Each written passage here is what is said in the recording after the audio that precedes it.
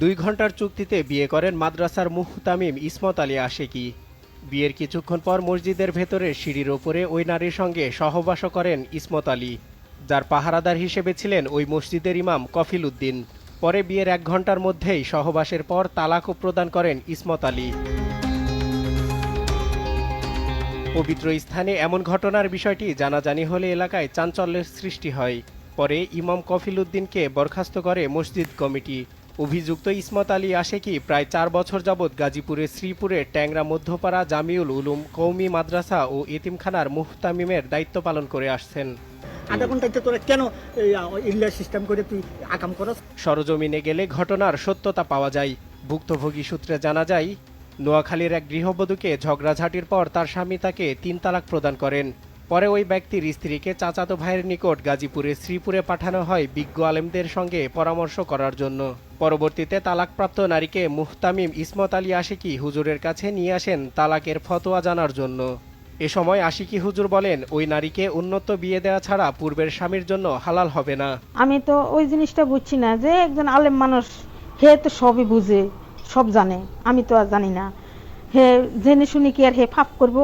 আলেম মানুষ হলেও আল্লাহর ঘরের ভিতরে, সে মসজিদের ভিতরে সিঁড়ির ভরে এত বড় কাজ করাতে হে এটা ভুল হয়েছে। ভুক্তভোগী নারীকে কুমতলবে ইমামের সহযোগিতায় হিল্লা বিয়ে নামক খেলা শুরু করেন ইসমত আলী আশেকি। পরে নিজেই বিয়েও করেন ওই তালাকপ্রাপ্ত স্ত্রীকে। বিয়ের পর মসজিদের ভেতরেই সিঁড়ির ওপরে সহবাস করেন তিনি। শারীরিক মিলনের পর মসজিদে থাকা অবস্থায় ওই নারীকে তালাক প্রদানও করা হয়। পরে ওই নারীকে পূর্বের স্বামীর সঙ্গে সংসার করতে পারবে বলে ফতোয়া জারি করেন ইসমত আলী আশেকি। যদি একবার সহবাস যদি জামাই ছাড়া দেয়, বেড়া ছাড়া দেয়, তাহলে 3 মাস পরে, আমি বলেছি 3 মাস পরে আপনারা ওই আগের স্বামীর সাথে বিয়ে শাদী হয়ে যাবে। এইভাবেই হয়েছে। এ বিষয়ে অভিযুক্ত ইসমত আলী আশিকের কাছে জানতে চাইলে তিনি সম্পূর্ণরূপে অস্বীকার করে বলেন, আমার নিকট তারা এসেছিল, পরে অনুরোধ করলে আমি ওই নারীকে আরেকজনের মাধ্যমে হালাল করে দিয়েছি। কার সঙ্গে হালাল করা হয়েছিল এমন প্রশ্নের উত্তরে তিনি বলেন, ভুক্তভোগী ওই নারীর স্বামী বিস্তারিত শুনে আলেমদের সাথে পরামর্শ করলে জানতে পারে চুক্তিভিত্তিক হিল্লা বিয়ে শরীয়ত সম্মত নয়। এখানে দেখেন, এই লোকটা হুজুরে কথা বলছে কনফিডেন্সের সহিত। সে বলছে মামলা করবে, তার মানে এটা আইনে আছে। দ্বিতীয় কথা হলো, একজনের স্ত্রী অন্য এক স্বামীর কাছে সহবাস করে হালাল হয়েছে, তা না হলে সেটা হালাল হয় না। কি আইন সেটা আপনারা একবার বলেন। এরপর কি বলে শুনুন। ইসলামে নির্দিষ্ট সময়, সেটা 2 ঘন্টা বা একটা নির্দিষ্ট সময়ের জন্য বিয়ে করে তাকে আবার তালাক দিয়ে দেওয়া, এটা সম্পূর্ণরূপে হারাম। অর্থাৎ কেউ কন্ট্যাক্ট ম্যারেজ বিয়ে করতে পারবে, কিন্তু 2 ঘন্টার চুক্তিতে না। সে যতদিন ইচ্ছে ততদিন রাখতে পারবে। আমার জানা মতে এমনও আছে যারা হিল্লে বিয়ে করার পরে তালাক দেয়নি, তারপরে সারা জীবনের জন্য রেখে দিয়েছে। যেটাকে আমরা বলি একটা নির্দিষ্ট টাইমের জন্য, এটা সম্পূর্ণরূপে ইসলাম হারাম করেছে। এটি প্রতারণার শামিল।